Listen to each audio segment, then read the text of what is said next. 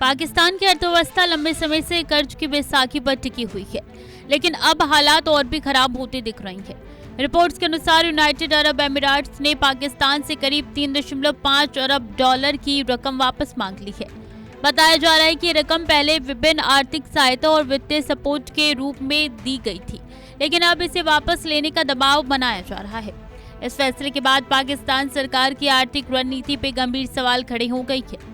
पहले से आर्थिक संकट झेल रहे पाकिस्तान के लिए ये एक बड़ा झटका माना जा रहा है। यूएई ने मांगा कर्ज वापस, 3.5 अरब डॉलर का दबाव, डेडलाइन महीने का अंत।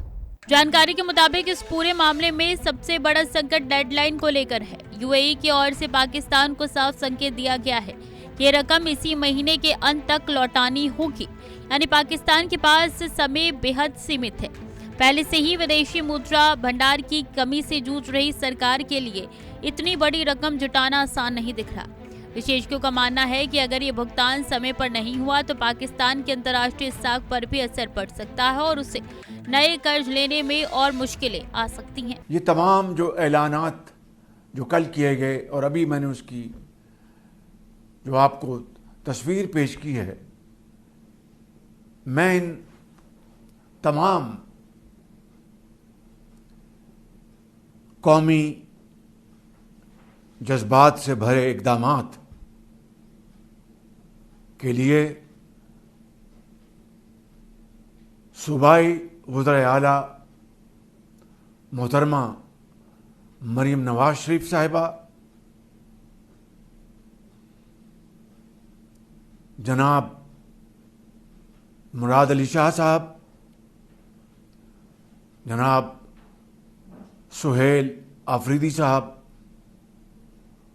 और जनाब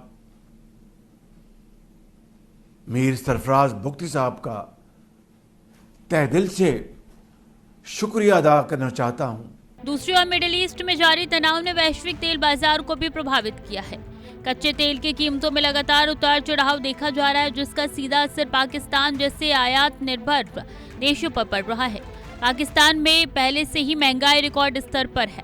आटा, दाल, चीनी और पेट्रोल डीजल की कीमतें आम जनता की पहुंच से बाहर होती जा रही है। आर्थिक विशेषज्ञों का कहना है कि ऊर्जा संकट और बढ़ती महंगाई ने पाकिस्तान की अर्थव्यवस्था को लगभग पूरी तरीके से दबाव में ला दिया है। पाकिस्तान के भीतर आर्थिक अस्थिरता का असर अब सीधे आम लोगों की जिंदगी पर दिखने लगा है। रोजगार के अवसर कम हो रहे हैं, जबकि जरूरी सामानों की कीमतें लगातार बढ़ रही है।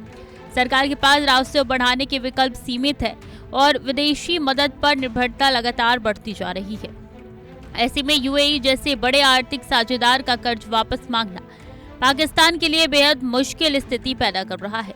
कई अर्थशास्त्रियों का मानना है कि अगर जल्द कोई ठोस वित्तीय सुधार नहीं किए गए तो संकट और गहरा सकता है। मिडिल ईस्ट जंग, महंगा तेल, पाकिस्तान में महंगाई बेकाबू, कर्ज चुकाएगा या डूबेगा? अब सबसे बड़ा सवाल यही है कि क्या पाकिस्तान इस बारी कर्ज को समय पर चुका पाएगा या फिर एक बार फिर अंतर्राष्ट्रीय वित्तीय संस्थानों के दरवाजे खटखटाने पड़ेंगे। पहले पाकिस्तान आईएमएफ जैसी संस्थाओं से कई बार राहत पैकेज ले चुका है, लेकिन आर्थिक स्थिति में स्थायी सुधार नहीं हो पाया है। मौजूदा हालात को देखते हुए विशेषज्ञ मानते हैं कि पाकिस्तान को या तो कड़े आर्थिक सुधार करने होंगे या फिर एक और बड़े वित्तीय संकट का सामना करना पड़ सकता है। आने वाले दिन पाकिस्तान की अर्थव्यवस्था के लिए बेहद अहम साबित हो सकती है। तो कुल मिलाकर तस्वीर बेहद गंभीर होती जा रही है। एक तरफ वैश्विक तनाव और तेल बाजार का दबाव, तो दूसरी तरफ पाकिस्तान की कमजोर अर्थव्यवस्था। यूएई की ओर से कर्ज वापसी की मांग ने इस संकट को और गहरा कर दिया है। अब देखना होगा कि पाकिस्तान सरकार इस वित्तीय चुनौती से कैसे निपटेगी। क्या कोई नया राहत पैकेज मिलेगा या फिर देश एक और बड़े आर्थिक झटके की ओर बढ़ जाएगा?